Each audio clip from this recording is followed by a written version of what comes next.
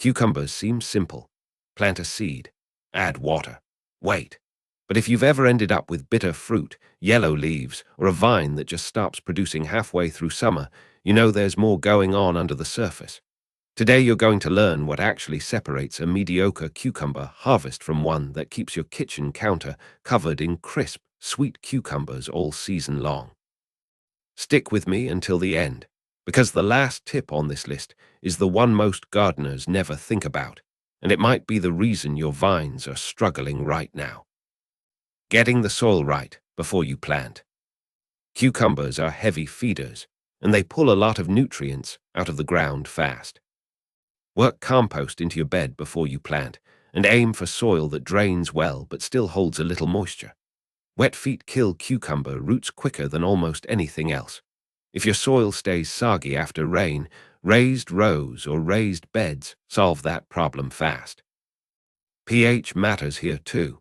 Cucumbers want slightly acidic to neutral soil, somewhere between 6 and 6.8. Grab a cheap soil test kit if you're not sure where you stand. Planting in soil that's off balance means your plant spends energy fighting the dirt instead of growing fruit. If you live somewhere with intense sun, full sun advice from a seed packet printed up north doesn't always translate.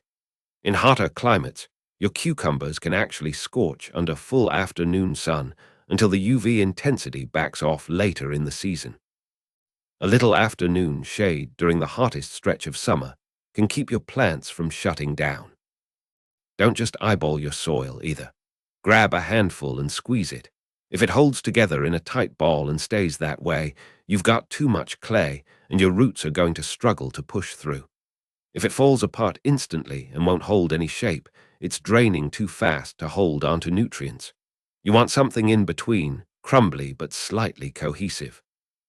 Working in aged manure alongside your compost gives cucumbers the nitrogen boost they crave early on, right when they're building out that root system and vine structure. Get the soil right, and you've already solved half your problems before a single seed goes in the ground. But even perfect soil won't save you if you get watering wrong, and that's where most cucumber growers trip up next. Watering like you mean it. Cucumbers are mostly water. That fruit you're picking is over 90% water weight, which tells you exactly how much this plant depends on consistent moisture. Inconsistent watering is the #1 reason cucumbers turn bitter. When the soil dries out and then gets soaked again, the plant panics and pumps out compounds that make the fruit taste awful. Water deeply and water on a schedule your plant can count on. Aim for about 1.5 inches of water a week, more during heat waves. Morning watering beats evening watering because it gives the leaves time to dry out before nightfall, which cuts down on fungal problems.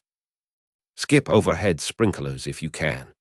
Wet leaves sitting overnight invite powdery mildew and downy mildew, two diseases that can take down a cucumber patch in a matter of days. A soaker hose or drip line at the base of the plant keeps the roots happy and the leaves dry. Pay extra attention once flowering starts. That's the stage where inconsistent water does the most damage, since the plant is trying to size up fruit and hold onto blossoms at the same time. A moisture meter is a cheap way to stop guessing. Stick it a few inches into the soil near the root zone, and you'll know exactly when it's time to water instead of relying on how the surface looks.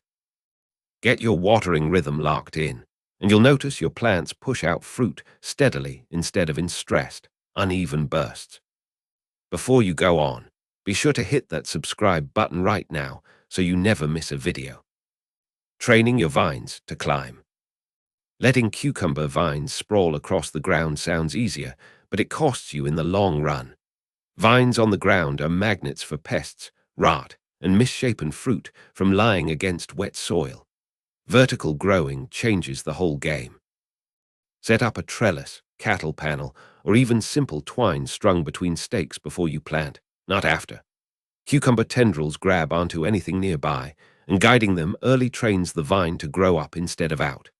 Cattle panels tend to outlast twine and flimsy trellis netting, especially once your vines get heavy with fruit later in the season. Whatever structure you choose, make sure it's anchored well before the vines take hold. A trellis that tips over under the weight of a loaded vine undoes all the benefits you just built in. Vertical growing also means better airflow around the leaves, which cuts down on disease pressure significantly. There's a bonus most people don't expect. Cucumbers grown vertically hang straight down instead of curling against the ground, which gives you straighter fruit and makes harvesting a lot faster. You'll spot ripe cucumbers instantly instead of digging through tangled foliage looking for them. Vertical growing solves airflow, disease, and harvest all at once. But none of that matters if your flowers never turn into fruit in the first place, and that brings up a problem a lot of growers don't even realize they have.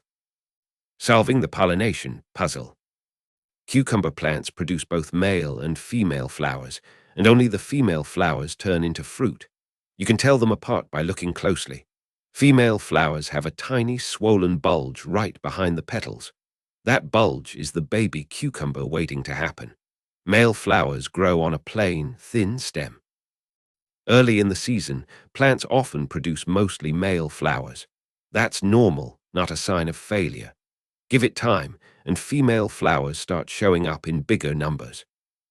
Bees do most of the pollination work, so anything that attracts them helps your harvest. Planting flowers nearby, skipping pesticides during bloom, and letting a few weeds flower at the edge of your garden all bring more pollinators to your cucumbers. If you notice flowers falling off without turning into fruit, weak pollination is usually the cause, and hand pollinating with a small paintbrush can fix it fast. Some newer cucumber varieties are parthenocarpic, meaning they set fruit without pollination at all.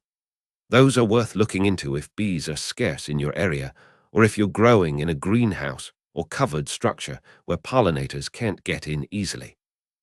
Get pollination working in your favor, and you'll watch tiny cucumbers appear almost overnight. Once the fruit starts coming in, a whole new set of decisions determines whether your harvest keeps going or fizzles out early. The harvest habit nobody talks about. Here's the part most gardeners get backwards. Picking cucumbers regularly isn't just about eating them at their best. It directly controls how many more your plant produces. A cucumber plant is wired to stop producing once it thinks it's made enough seeds for the next generation. Leave a few overripe cucumbers hanging on the vine, and the plant reads that as mission accomplished. Production slows down or stops completely. Check your plants every day once fruit starts forming. Cucumbers grow fast, sometimes doubling in size within 24 hours. Pick them small and often rather than letting them get large. Smaller cucumbers taste better anyway, with fewer seeds and less bitterness. Watch for the warning signs of a cucumber that's gone too far. Yellowing skin, a tough outer layer, and seeds that feel large and hard all mean you waited too long. That one gets composted, not eaten, but pick it anyway. Leaving it on the vine still tells your plant to slow down, even if it's not worth harvesting for the table. This single habit, picking constantly instead of letting fruit linger, keeps your plant convinced it still has work to do. That's the difference between a harvest that trickles off after a few weeks and one that keeps producing right up until frost. So there you have it. Healthy soil, steady watering, vertical growing, strong pollination, and constant harvesting.